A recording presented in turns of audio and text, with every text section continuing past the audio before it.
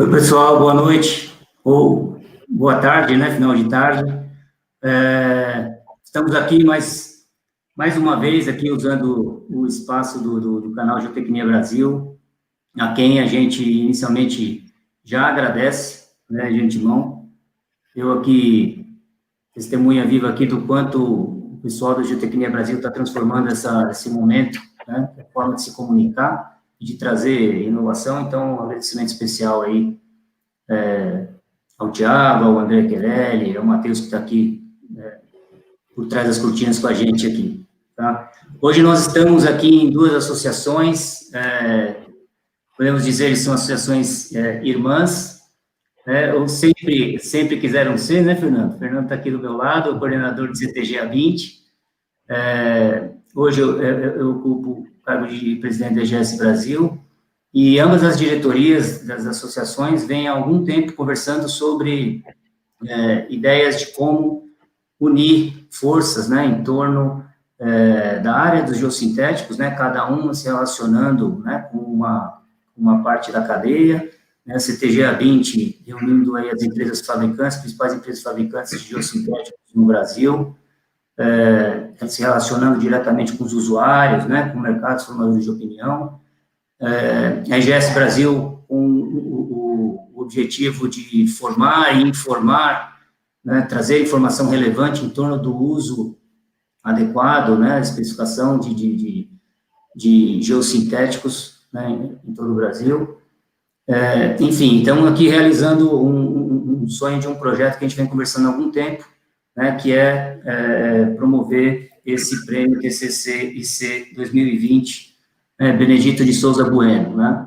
Então, é um grande prazer, em nome da EGS Brasil dos associados, Fernando, estar junto com o CTG A20 nesse projeto, né? Inicialmente, gostaríamos de agradecer a todos os que participaram, né, com seus trabalhos, né, desse projeto, né? Parabéns a todos os trabalhos de ótimo nível. Também agradecer à banca de avaliadores, que o Fernando vai ter a oportunidade de apresentar, então a cada um de vocês a gente agradece o tempo e a atenção que vocês tiveram. Pessoalmente, ao professor Fernando Lavoie, que está aqui do meu lado, e a professora Natália Correia, que em cada uma das associações, Fernando pelo CTG, A20, e a Natália pela IGS, foram as pessoas que lideraram esse projeto, colocaram muitas horas, né, de empenho nesse projeto, então um agradecimento especial, e também um agradecimento especial às secretárias executivas, a Cristiane Lima, da BINT, né, e a Carolina Carvalho, da EGS Brasil, que junto com eles dedicaram muitas horas aí nesse projeto, né. A todos os associados de todas as duas associações, a vocês por estarem aqui, muito obrigado, e um agradecimento especial à família do professor Benedito Bueno, que com muita gentileza, né, nos cedeu esse direito de utilizar um nome tão valioso para o setor dos geossintéticos, um nome que fez história, que vai ficar sempre marcado aí na memória de todos, e também, né, com o que ele criou em torno de geossintéticos, aproximando a indústria da academia, né, essa junção aqui das duas associações para promover esse programa, né, tem tudo a ver com o que o professor Benedito achava que fazia sentido para o mercado de geossintéticos no Brasil e no mundo, né, que é você aproximar a indústria, quem produz geossintético, né, no Brasil, com empresas que trazem geossintéticos para o Brasil, né, e aproximar, né, da universidade de forma a trazer pesquisa aplicada, né, a gente usar o laboratório da universidade para poder controlar a qualidade do que é feito no mercado, enfim, uma grande referência, né, que deixa muitas saudades. Hoje temos aqui, né, 3 trabalhos que serão apresentados, gostaria já de parabenizar de antemão os 3 trabalhos vencedores, os quais o professor Fernando agora vai apresentar. Então, agradeço mais uma vez a extensão de todos, desejo um ótimo evento a todos. Professor Fernando, por favor. Obrigado. Obrigado, Vitor. Obrigado pela introdução. Boa noite a todos. É uma grande honra apresentar um os vencedores da categoria TCC, trabalho de conclusão de curso, desse prêmio, né, que tem um nome tão imponente para a nossa área, que é Benedito Souza Bueno. Então, esse é o primeiro prêmio TCC e C 2020, Tecnologia em Geossintéticos, Benedito de Souza Bueno. É uma ideia, como o Vitor falou, de uma junção entre o CTG A20 e GS Brasil, e eu acho que isso é só o começo, tá? Falar um pouquinho, bem rápido, antes das apresentações começarem. Primeiro, os 3 primeiros colocados de cada modalidade, estamos apresentando hoje a modalidade TCC, vão ganhar um diploma, uma anuidade GS Brasil grátis, um exemplar do MBG, que é o Manual Brasileiro de Geossintéticos, do qual o CTG A20 faz parte aí do todo o desenvolvimento, né, dessa grande literatura. O orientador do primeiro colocado, no nosso caso aqui hoje, das 2 primeiras colocadas, vai ganhar uma placa de homenagem, de agradecimento das 2 associações pelo incentivo dos orientadores nesses trabalhos tão importantes para a gente. E para as primeiras colocadas, né, que nesse caso aqui foram 2, elas vão ganhar também uma experiência de estágio que o CTG A20 vai proporcionar para elas. Tá? Falando um pouquinho sobre os avaliadores. Vou falar um pouquinho sobre os avaliadores. A avaliação foi toda feita às cegas, ou seja, os avaliadores receberam um trabalho sem nome e sem instituição, para garantir a idoneidade aí da avaliação. E essas 3 pessoas, né, esses 3 avaliadores, eles são 3 jovens talentos da área, são jovens, aí posso dizer jovens, são da minha geração, então posso dizer que são jovens. Bom, primeiro é o engenheiro Thiago Zanon, que ele é formado pela Poli, USP, é mestre em geotecnia, e ele trabalha na área técnica do Grupo Sovi, que é um grande grupo da área ambiental. Tá? A segunda é a engenheira Thelma Sumier, ela é formada na ESC USP, também é mestre em geotecnia, e é projetista na FRAU Consultoria. E o último avaliador é o doutor Rafael Plácido, também é formado na ESC USP, e é projetista na Interact Engenharia. Então, vejam que a gente escolheu gente de peso, com titulação e atuação diretamente no mercado de geossintéticos. Bom, apresentar os avaliadores, vamos direto ao ponto aqui. Eu queria chamar o terceiro colocado da modalidade Trabalho de Conclusão de Curso, que é o Rafael Anibelli.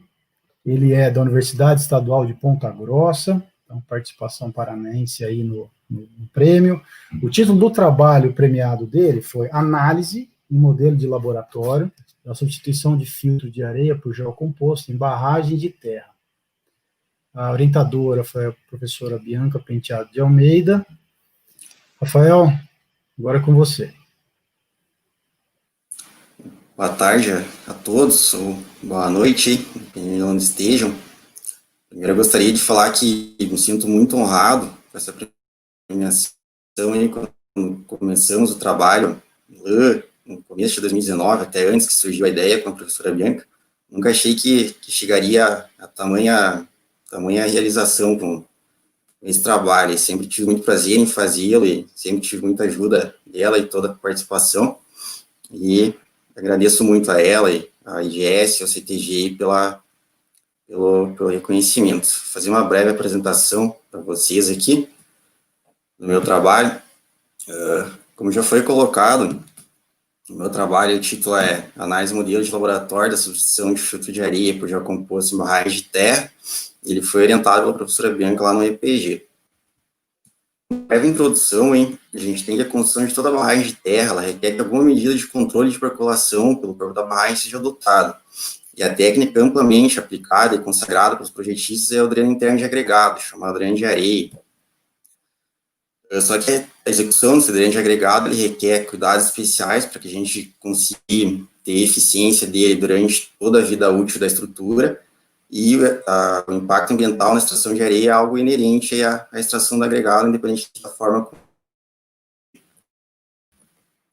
Uma alternativa a esse dreno de agregado é o geossintético. nesse caso aqui, principalmente o geocomposto drenante, que foi o nosso alvo aí no trabalho. Isso porque, devido à sua origem industrial, ele possui elevada regularidade, desempenho certificado e as características dele são controladas. Além disso, ele torna a execução mais fácil, principalmente quando os drenos são inclinados aí. Ele diminui também a espessura do dreno e dá continuidade à estrutura do filtro, mesmo com ocorrência de recalques, e elimina a necessidade de muitos profissionais de transição entre o meio drenante e o solo. Como que a gente pode certificar essa substituição do nutriente de areia por um geossintético que é segura no caso de uma barragem, sendo uma tecnologia relativamente nova para esse tipo de aplicação? Uma das formas é através do modelo de laboratório, isso principalmente porque a construção de uma estrutura em escala real para esse tipo de teste não seria viável, né? Então, para a gente construir o nosso modelo de laboratório, a gente projetou uma seção, que é essa que está apresentada aí. Ela foi projetada de acordo com as indicações da literatura. A gente já previu nela a posição do dreno vertical de geocomposto, que está ali no meio. Também já previu ali a posição do tapete drenante em agregado, que esse foi mantido como um dreno de areia. Também foi previsto os níveis de água de montante e jusante já para a operação dele, e foram previstos a alocação de pesômetros, que estão indicados ali também, tanto para que a gente pudesse acompanhar aí o fluxo estabelecido pelo corpo da barragem, quanto realmente poder testar aí a eficiência do geocomposto, porque 2 pesômetros ali foram colocados estrategicamente para a gente ver se realmente ele estava interceptando toda a percolação vinda de montante. O solo utilizado para a construção do corpo da barragem passou por ensaio de caracterização, por ensaio de compactação Proctor, onde a gente chegou aí a um gama-D de projeto de 1,3 grama-força por centímetro cúbico, e para esse gama-D ele passou por um ensaio de permeabilidade. A areia utilizada no tapete drenante também passou por ensaio de caracterização, por ensaios de índice de vazios máximo e mínimo, onde a gente também adotou uma compacitagem relativa de projeto, e para essa compacitagem ela também passou por ensaios aí de permeabilidade para determinação do coeficiente condutival aí, para que logo na sequência, através da condução de uma rede de fluxo, para aquela seção primeiramente apresentada, a gente pudesse fazer a determinação da vazão unitária de projeto aí, para poder realizar o dimensionamento dos drenos mais à frente. Então, através dessa rede de fluxo, a gente chegou a uma vazão unitária de 1,79 às 10 a menos 8 metros cúbicos por segundo, e as poropressões para os piezômetros A e B, que são aqueles locados ali na figura da direita abaixo, a gente chegou a 347 e 123 Pascal para eles. Além da rede de fluxo, foi feita a modelagem numérica da seção também, que é essa que também está apresentada aí, através da qual a gente simulou os mesmos parâmetros, a de vazão unitária, que para esse caso do modelo numérico ficou um pouco menor, o valor de 1,46 vezes 10 a menos 9 metros cúbicos por segundo, e as poropressões lá nos piezômetros A e B ficaram próximas até as redes de fluxo, e nesse caso ficaram 350 e 173 Pascal. O próximo passo era determinar qual geossintético utilizado para a construção do dreno. Então, a gente queria que ele tivesse algumas características, que seriam elevada permissividade e transmissividade, para que a gente tivesse a garantia da eficiência da drenagem, uma resistência suficiente a esforço de compressão, para que ele não fosse esmagado e porventura perdesse sua função, e possibilidade de filtração de água nas duas faces, porque apesar de, no caso de operação, o grande fluxo de percolação vir de um montante, por exemplo, no caso de final de construção, em que a gente tem excesso de poropressão construtivo ainda, o dreno é uma das estruturas que ajuda a dissipar. Então, é interessante que a gente tenha a possibilidade de filtração de água nas duas faces. Diante disso, aí foi adotado, foi feita uma pesquisa no mercado do que existia. A gente chegou aí ao geocomposto drenante Mark Twain 2L, da empresa Macafé, cujas vazões unitárias máximas estão apresentadas aqui na tabela, de acordo com diferentes níveis de tensão horizontal aplicado. Com o geocomposto escolhido e as vazões determinadas, a gente pegou aí o valor do peso específico natural ensaiado para o solo, que era de 1,79 grama-força por centímetro cúbico, um K0 aí relativamente conservador de 0,5, e a altura da seção aí de 30 centímetros, e chegamos a uma tensão horizontal na base do dreno lá de 2,3 kPa. Isso se encaixa na primeira faixa de tensões do geocomposto, que está até 10 kPa, tendo uma vazão unitária máxima de 2,84 litros por segundo. aplicando-se aí os devidos fatores de redução e de formação de filme biológico, entre outros, a gente chega que a vazão unitária admissível é de 1,3 litros por segundo, que atende aí com muita folga a vazão unitária do modelo, que ficou relativamente pequena pela escala do modelo, que é de 1,79 × 10⁻⁵. Essa vazão unitária esperada do modelo, que a gente adotou para o projeto, foi determinada pela rede de fluxo por ser a maior das duas entre ela e a do modelo numérico. Feito isso, a gente construiu o modelo. Então, foi utilizado esse tanque de acrílico que está apresentado aqui, totalmente estanque, foram feitos testes de tanqueidade nele, para que a gente garantisse que a percolação se desse somente pela seção projetada.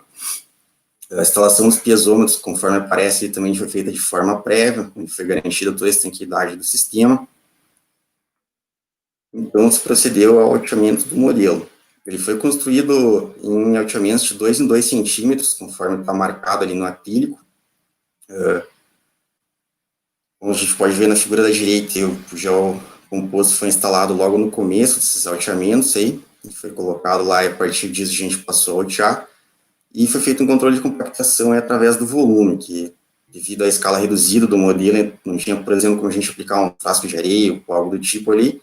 Então, com todos os materiais ensaiados, a gente sempre conseguia chegar num peso de solo que tinha que ocupar aquele alteamento, o volume referente àquele alteamento, e foi dessa forma realizado um controle bastante rigoroso de compactação. Aqui, como está visto, foi o primeiro alteamento que a gente realizou nele.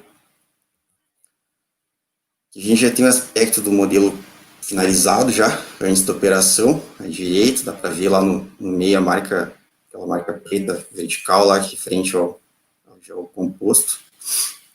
E à direita que a gente tem um dispositivo que a gente construiu no próprio laboratório lá, para que a gente pudesse garantir aí o nosso nível de água montante sempre constante, garantindo que todas as leituras fossem feitas com base no mesmo nível de reservatório montante. A jusante, existe um extravasor lá que naturalmente mantém sempre o nível no mesmo local, então não foi preciso nada nesse sentido.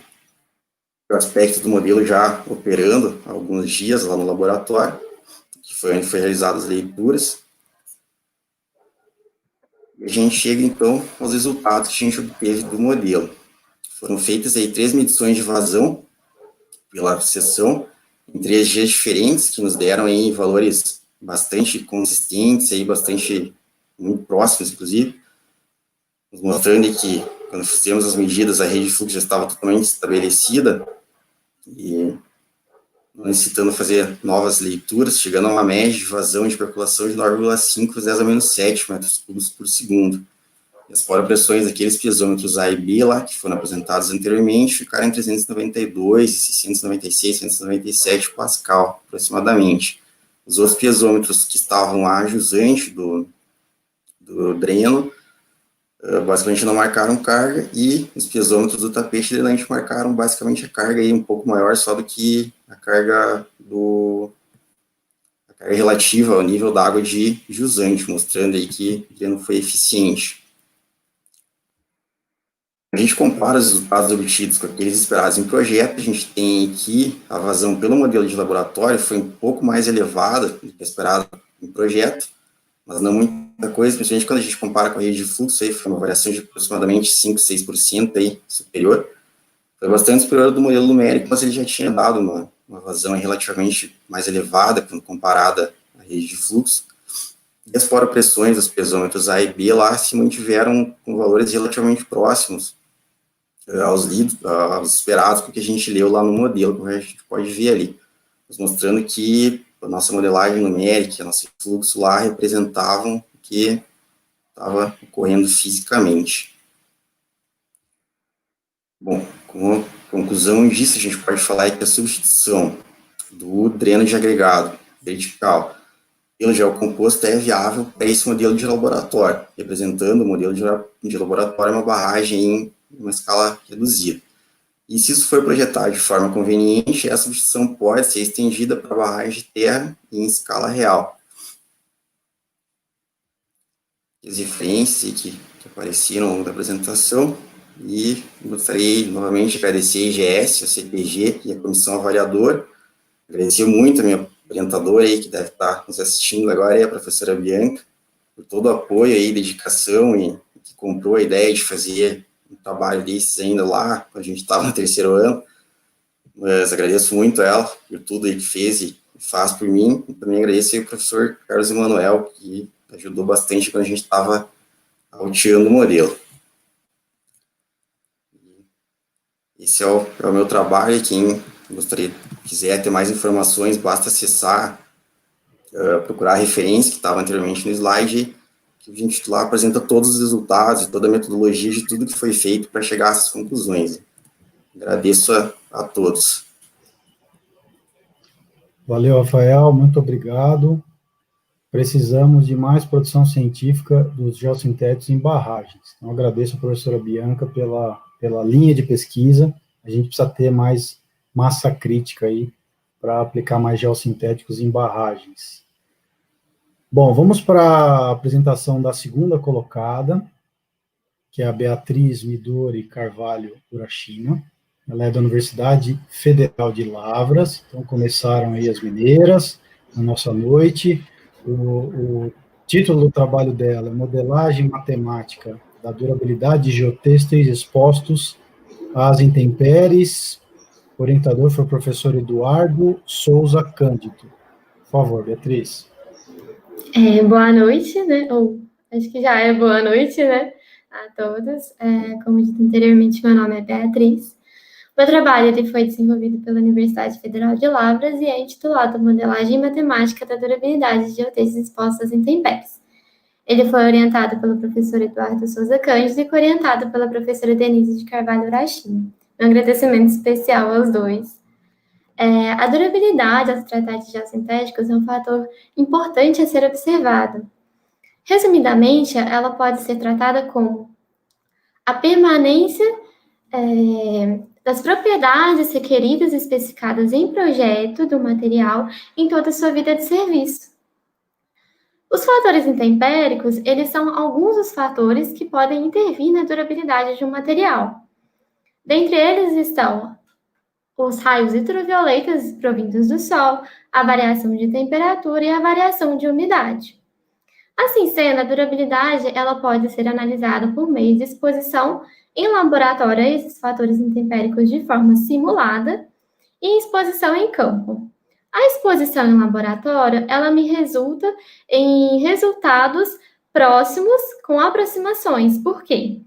Não se é possível simular em laboratório todas as variáveis envolvidas em campo.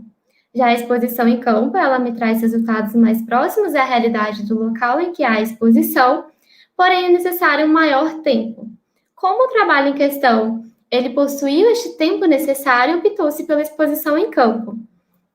Os geossintéticos, de forma em geral, eles podem estar expostos a fatores intempéricos no seu dia a dia, como, por exemplo, quando aplicados em desabamento, em proteção de margem ou em quebra-mar. Nestes casos, os fatores intempéricos eles atuam em conjunto, podendo provocar o envelhecimento do material e culminar na sua degradação, tendo impactos negativos na vida de serviço do material.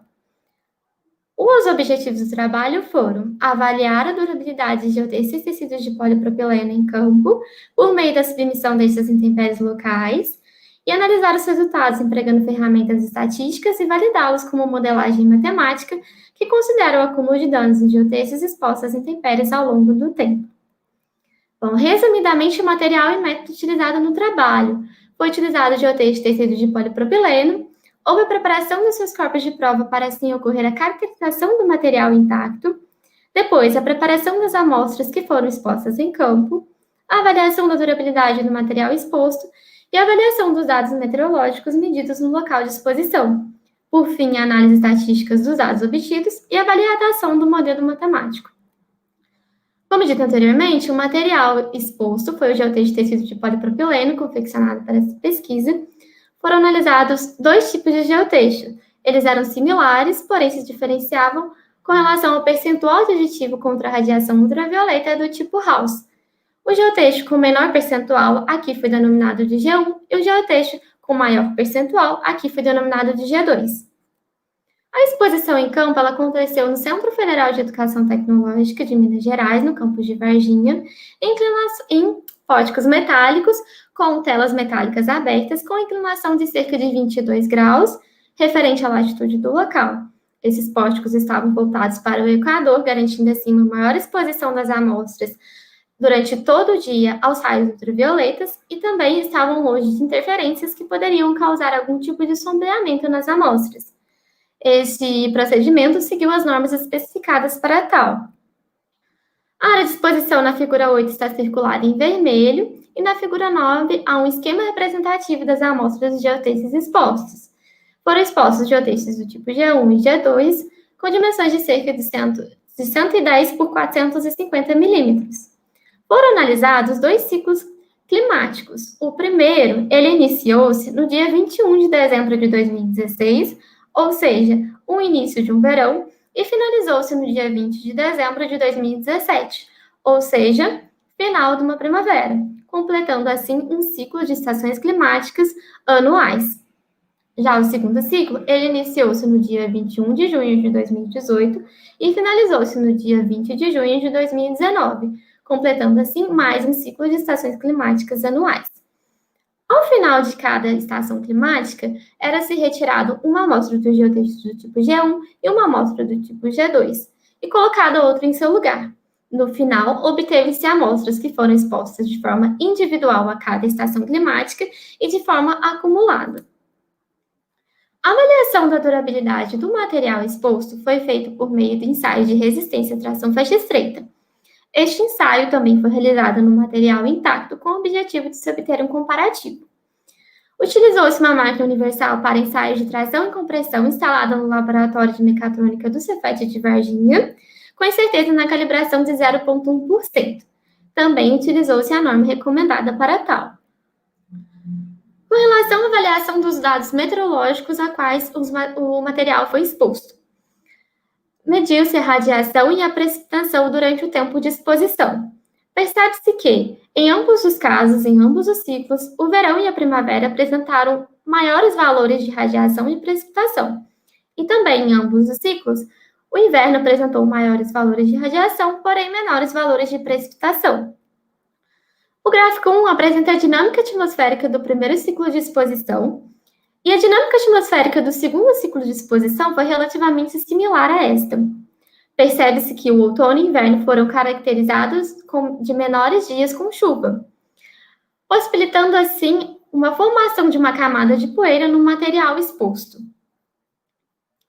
Com relação aos resultados de perda de resistência percentual para o primeiro e para o segundo ciclo, vamos focar aqui nas perdas percentuais para as amostras que foram expostas de forma acumulada às 4 estações climáticas.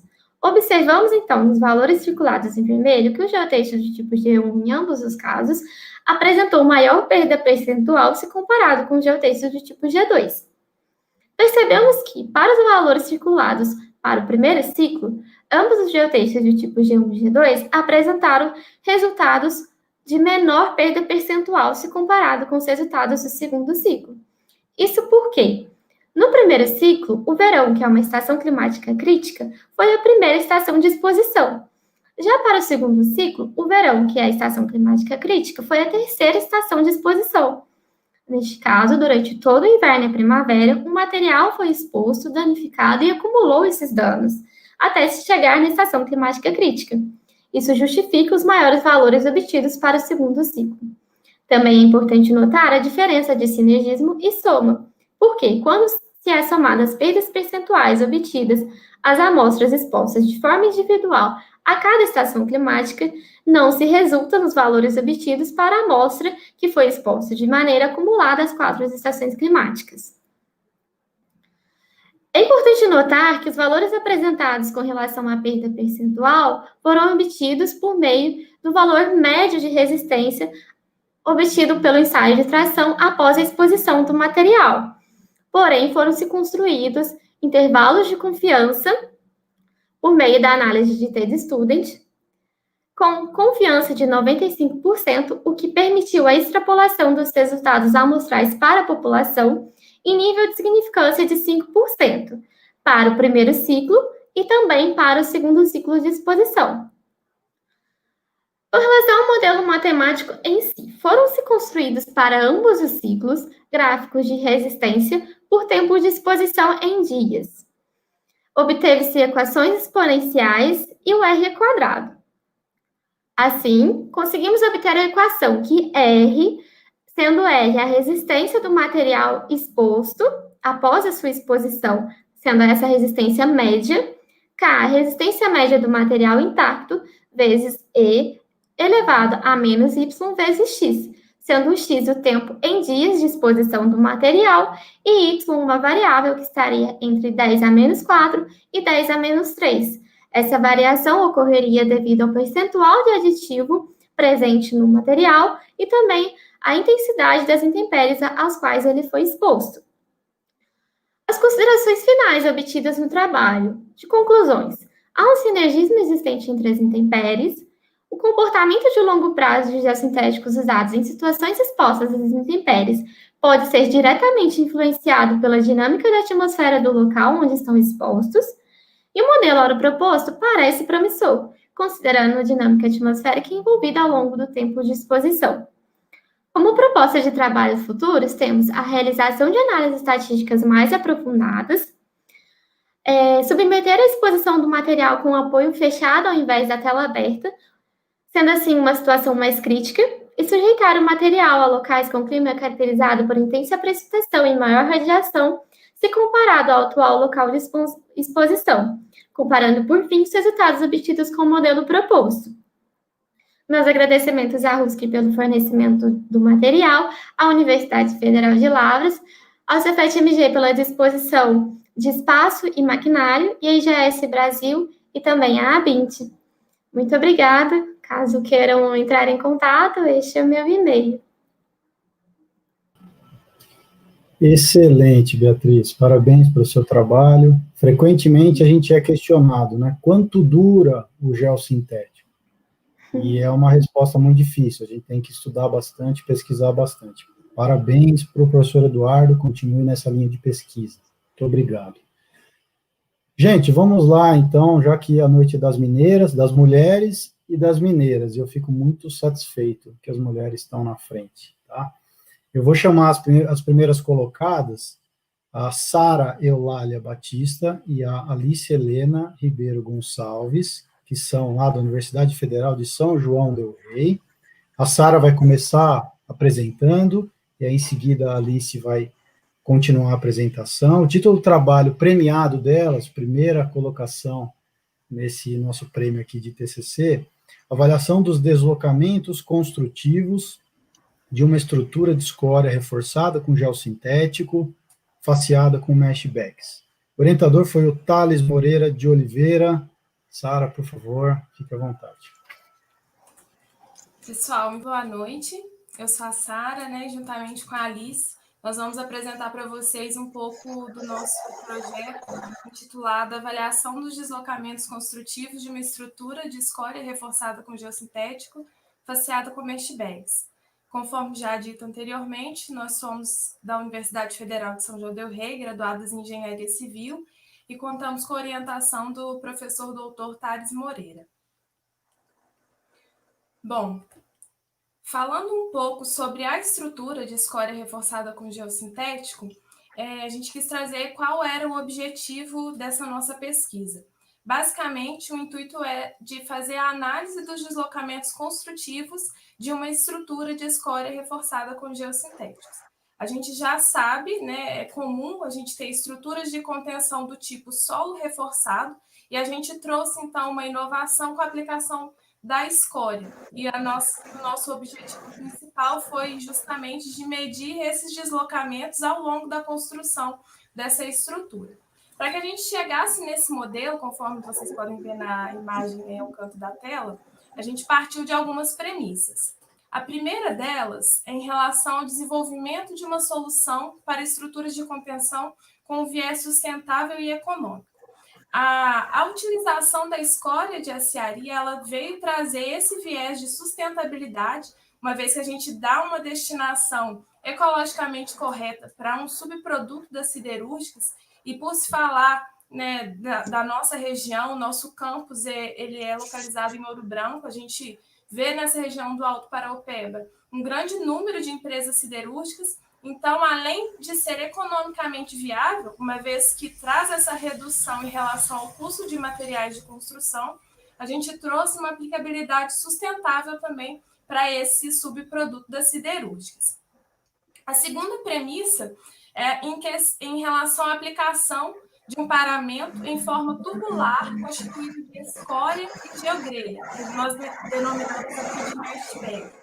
Então, basicamente, as mesh bags, que são essas estruturas que estão na face da estrutura de contenção, são sacos tubulares formados por geogrelha que foram preenchidos de escória, e a gente vai falar um pouquinho mais deles à frente. E, por fim, a nossa terceira premissa é em relação a uma potencial solução para um processo erosivo, no caso de Vossoroca, que já está estabelecido no campus Alto Paraopeba da Universidade Federal de São João del Rei. Então, o objetivo final dessa estrutura é de ser aplicável a um processo de Vossoroca que já se estabeleceu no campus e que tem um potencial muito grande de trazer uma solução para esse processo erosivo. Falando um pouco, então, sobre o dimensionamento da estrutura. Nós partimos de dois princípios principais, que seria a análise da estabilidade externa e a análise da estabilidade interna. Em relação à análise da estabilidade externa, nós precisamos verificar, basicamente, a estabilidade ao tombamento, deslizamento, capacidade do solo de carga de fundação e também a ruptura global da estrutura. Como nós desenvolvemos um protótipo de uma maneira isolada, ou seja, ele não teve contato com nenhum outro maciço, ele foi constituído isoladamente, a gente não tem, para esse estudo em si, a ação de nenhuma interferência externa. Nós não temos agentes externos atuando na nossa estrutura. Logo, não foi feita a análise da estabilidade externa para este caso da nossa pesquisa.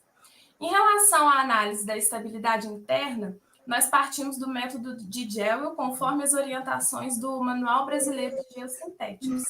E para fazer essa análise da estabilidade interna, a gente basicamente precisava chegar no cálculo de qual seria o comprimento de ancoragem mínimo necessário para que não houvesse o escorregamento do reforço, no caso a geogrelha, ao longo das camadas de escória reforçada e que ela resistisse também a todas as tensões de tração às quais a geogrelha estaria sendo submetida. Então, em relação à análise da estabilidade interna, as premissas que nós utilizamos foram a poropressão, uma vez que nós não encharcamos a estrutura, ela não foi submetida a nenhum tipo de inundação, logo a poropressão foi considerada zero, nula. O muro não foi submetido a nenhuma sobrecarga. Então, como eu já disse anteriormente, nós constituímos este protótipo de maneira isolada, logo não temos a ação de nenhum agente externo para que pudesse gerar a ação de alguma sobrecarga sobre a estrutura. A geogrelha que nós utilizamos foi a geogrelha tecida de PVA, cuja resistência característica à tração, era de 35 kN por metro, e o peso específico da escória utilizada foi de 30 kN por metro cúbico. Então, mais à direita, a gente pode observar quais foram os resultados obtidos dessas análises. Então, basicamente, a poropressão foi nula, já que não foi inundada. O ângulo de atrito efetivo da escória, obtido através do ensaio de cisalhamento direto, foi de 37,69 graus. O K requerido, que é o coeficiente de empuxo horizontal, esse obtido lá dos ábacos do Manual Brasileiro de Geossintéticos, foi igual a 0,25. O comprimento de ancoragem referido LB, 0,38 metros, e o espaçamento vertical entre camadas, 0,90 metros. Por questões construtivas e também de recomendação do fornecedor da geogrelha, nós adotamos o SV, que é o espaçamento vertical entre camadas, igual a 50 centímetros, e o comprimento total do reforço, no caso, o comprimento total da geogrelha que foi envolvida nas camadas, igual a 4,5 metros, sendo a ancoragem mínima necessária, ou seja, o comprimento de embutimento mínimo necessário dessa geogrelha dentro das camadas igual a 80 centímetros. Falando um pouco, então, sobre o método construtivo, como nós chegamos no nosso protótipo. Inicialmente, nós elaboramos as mesh bags, conforme dito anteriormente. As mesh bags são as conformações tubulares de geogrelha, as quais foram feitas manualmente e preenchidas com escória de aciaria. O diâmetro desses sacos, né, dessas estruturas tubulares, ele foi de 50 centímetros, de modo a garantir o espaçamento vertical necessário entre as camadas de reforço, e ele teve uma altura de 1,20 m para poder garantir o espaçamento entre os dois muros laterais que foram também construídos. Falando sobre os muros laterais, foram executados 2 muros de blocos de concreto nas laterais, de modo a confinar essa escória, né? Permitir que essa escória fosse confinada e que pudesse ser estudada. Além desses muros de bloco de concreto, nós garantimos 2 aberturas para drenagem da água, para que essa água que percolar por essa estrutura possa futuramente ser analisada e verificada as questões como contaminação e o comportamento do pH dessa água depois que percolar por toda a estrutura.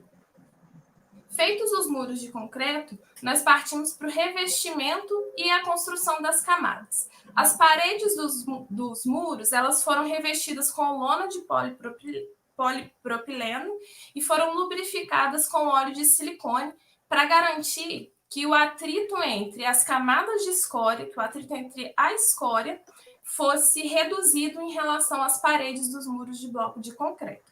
Feito isso, então, nós partimos efetivamente para a construção de cada uma das camadas. Inicialmente, nós fizemos a disposição do reforço, que é a geogrelha, né, a manta. Essa disposição, ela respeitou, então, os 80 centímetros de ancoragem. Posteriormente, fizemos o posicionamento das mesh bags. Então, como vocês podem ver na imagem à direita, posicionamos a mesh bag 1. A primeira camada de escória foi preenchida até a altura da primeira mesh bag e ocorreu um envelopamento da camada, com o próprio material de reforço, no caso, a geogrelha. Então, esse processo ele foi repetido ao longo das 3 camadas, até que nós obtivéssemos, então, conforme a imagem à direita, a nossa estrutura de escória reforçada com geossintético. A estrutura ela é composta, então, por 3 camadas de reforço, e nas quais nós dispusemos aí 3 prismas, uma em cada mesh bag, para que pudéssemos fazer as leituras, e também placas de recalque, que foram colocadas, posicionadas, para que a gente pudesse também fazer essas leituras por meios topográficos. No caso, utilizamos a estação total como equipamento de leitura. Boa noite a todos.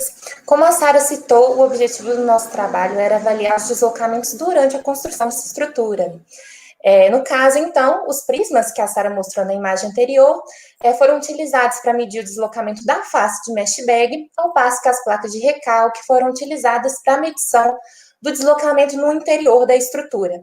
Falando um pouquinho do deslocamento da face, foram feitas 2 análises, o deslocamento planar, né, no plano XY, e o deslocamento vertical. Fazendo um comparativo, né, a posição relativa de cada ponto medido em relação à altura final de 1,10 do muro, em relação ao deslocamento deste ponto, também relativo à altura, podemos observar este gráfico à esquerda. Né? Através deste gráfico, o que a gente infere? Essa porção central foi a que obteve um maior deslocamento. No caso, a porção central foi onde se localizava o mesh bag 2. A porção do topo, né, no caso da mesh bag 3, foi a que obteve um menor deslocamento. Em termos de valores, podemos observar nessa tabela direita. O maior deslocamento, então, absoluto foi de 26 milímetros, o que equivale a 2,38% da altura do muro. Falando um pouquinho dos deslocamentos verticais da face, nós obtivemos também um deslocamento máximo na mesh bag 2, de 14 milímetros. O que podemos observar da mesh bag 2 por ela apresentar estes maiores deslocamentos? Em primeiro lugar, nós temos que a mesh bag 1 é locada sobre uma camada indeslocável, no caso, a camada de revestimento asfáltico. Logo, apesar de estar inferior às demais, ela obteve um menor deslocamento por ser contida por esta camada indeslocável. A mesh bag 2, por sua vez, está alocada sobre uma camada deslocável, que é a mesh bag 1. Além disso, tivemos algumas questões construtivas que influenciaram em sua conformação final. Como podemos ver nessa figura à direita, nós percebemos uma irregularidade ali nas laterais. Nós realmente tivemos um grande rearranjo ali da escória dentro da mesh bag. Inclusive, esses fatores foram já corrigidos para a terceira mesh bag, que comparativamente, né, na leitura logo após, a leitura feita logo após a colocação da mesh bag, nós tivemos um menor deslocamento. Agora, falando um pouquinho dos deslocamentos no interior da estrutura, né, no caso, mostrados pelas placas de recalque. Nós tivemos 4 placas de recalque, a primeira e a segunda, intituladas de 1 e 2, foram alocadas entre a primeira e segunda camadas da estrutura, ao passo que as placas 3 e 4 foram alocadas entre a segunda e terceira camadas. A placa que obteve um maior deslocamento foi a placa de número 1, locada, então, entre a primeira e segunda camadas. O interessante é que esta placa, né, além de estar localizada em uma porção inferior da estrutura, logo está submetida ao maior peso próprio, ela também está alocada próxima à face de mesh bag. Podemos ver, nesse sentido, que a placa de número 3, né, obteve o segundo maior deslocamento, de 6 milímetros, e também está alocada próxima à mesh bag. Logo, se percebe uma certa influência ali da construção da face em relação aos deslocamentos da porção da estrutura mais próxima à face. Na análise desses resultados, nós partimos, então, destes deslocamentos máximos apresentados. A análise foi feita em comparação a 2 normativas, né? Para a face, no caso, analisou-se o Manual Brasileiro de Geossintéticos e o Guia do Instituto de Estradas dos Estados Unidos, e ao passo que o interior da estrutura, né, os deslocamentos obtidos, foram analisados com base apenas ao guia deste Instituto de Estradas dos Estados Unidos. Todos os resultados, tanto de deslocamentos vertical e horizontal da face, quanto dos deslocamentos no interior da estrutura, foram menores do que a tolerância apresentada por essas normativas. Logo, tivemos um resultado 100% satisfatório. Dessa forma, concluímos que, em primeiro lugar, né, é preciso ressaltar que as técnicas utilizadas para a construção do muro, conforme a Sara apresentou para vocês, foram técnicas majoritariamente manuais, né? Se otimizarmos essa técnica construtiva, aprimorarmos, mecanizarmos, vamos otimizar ainda mais esses resultados de deslocamento que já foram positivos. Ainda, né, chegamos à conclusão que é uma solução com grande potencial geotécnico e ambiental. Como a Sara disse anteriormente, nós aliamos a potencialidade da geogrelha com a sustentabilidade da escória, que é um subproduto da siderúrgica. Então, é uma solução muito viável nesse sentido. E ainda, né, como era um objetivo nosso, nós podemos concluir que essa solução ela é viável para diversas situações, né? É válido ressaltar que por essa conformação aí de tubular, de grelha, ela também se mostra uma solução bastante maleável em termos de geometria mesmo, se adapta a diversos terrenos, e é aplicável à vossoroca existente no campus Alto Paraopeba, que é o campus da UFCJ em que estudamos. A exemplo disso, né, de sua aplicabilidade, é que já existe um projeto em andamento, que está sendo realizado pelo Matheus Vidigal e pelo Jair Malta, que é justamente sobre a aplicação dessa solução, estrutura de escória reforçada com geossintético faceada com mesh bag, na vossoroca do campus Alto Paraopeba. A verificação dessa vossoroca já foi feita aplicando-se os dados dessa solução também para os dados geotécnicos da vossoroca, e o resultado obtido é que a vossoroca se estabiliza com esta solução. Inclusive, queria convidar todos para ir no canal do Infragel e ver um vídeo que mostra justamente a aplicação dessa solução na vossoroca do campus, como é que seria, né? Bem interessante e fica bem bacana de compreender. Gostaria de agradecer, em nome meu e da Sara, né, primeiramente ao nosso professor orientador Thales, que deu todo o suporte e apoio durante a realização deste estudo e que confiou em nós para a realização de um trabalho tão importante. Queria agradecer à Universidade Federal de São João del Rei por toda a infraestrutura e todo o conhecimento dado nestes anos de curso, ao grupo de pesquisas Infragel, que realiza diversos trabalhos e que nos ajudou muito tecnicamente na realização deste em específico, as empresas Husker e Gerdau, pelo fornecimento dos materiais, né? No caso, a Husker forneceu para nós a geogreia, a Gerdau forneceu a escória de aciaria, sem as quais não seria possível realizar o nosso trabalho. Então, agradecimento a todas essas pessoas e empresas, a todos que contribuíram direto e indiretamente para a conclusão desse trabalho, que foi fruto de muitos outros estudos que antecederam o nosso. Então, nosso muito obrigada também à IGS e à CTG-A20 pela iniciativa e por nos propiciar esse momento aqui. Obrigada a todos que estão nos assistindo. Qualquer dúvida, estou à disposição. Maravilhosa apresentação, Sara, ali, engenheira Sara e Alice, muito obrigado, parabéns pelo prêmio. Eu agradeço a todos os vencedores e a todos que participaram, né, desse prêmio, todos que enviaram trabalhos, todos foram avaliados, muito obrigado. Queria dar um recado especial à família do professor Benedito, que acho que o José Vitor estava assistindo a nossa live aqui. Queria dizer que eu, como ex-aluno do professor Benedito e atual aluno de doutorado do laboratório que ele criou, que o laboratório lá continua firme, prestando serviço ao mercado e muito produtivo cientificamente, tá? A gente vai continuar honrando tudo aquilo que o professor Benedito fez pelo nosso mercado. Agora eu passo a palavra para o engenheiro, mestre e presidente da IGS Brasil, Vitor Pimentel. Muito obrigado. Legal, Fernando, obrigado. Estou impressionado aqui, Fernando, na verdade. Qualidade dos trabalhos, das apresentações, eloquência, impressionante, assim, parabéns, gente, parabéns mesmo. Assim, é muito bom saber que vem por aí, entendeu? A gente espera que vocês possam, de alguma maneira, estar relacionados aí aos geossintéticos, né, que é uma área apaixonante, né, acho que vocês tiveram chance de ter contato, é uma área realmente que aqueles que são picados pelo bichinho geossintéticos ficam não tem, se possível. Mas a boa notícia é que o mercado, né, o Brasil tem tudo aí para retomar, a gente ficou muito tempo aí aguardando uma retomada e parece que nesse momento a gente tem boa visão de futuro próximo aí. Então, boa sorte a vocês, sucesso na carreira, né, parabéns pelo prêmio. Parabéns pelos temas também, né? Aqui eu acho que vocês trouxeram temas muito relevantes, né? A LBA com o tema de sintéticos em barragens, como o professor Fernando lá falou. A área a ser estudada, uma das áreas a serem estudadas aí nesse momento, né? Tanto na mineração quanto em barragens de terra para outras aplicações, né? Muitas respostas ainda a serem dadas. Parabéns pela coragem em trazer de forma tão efetiva esse tema.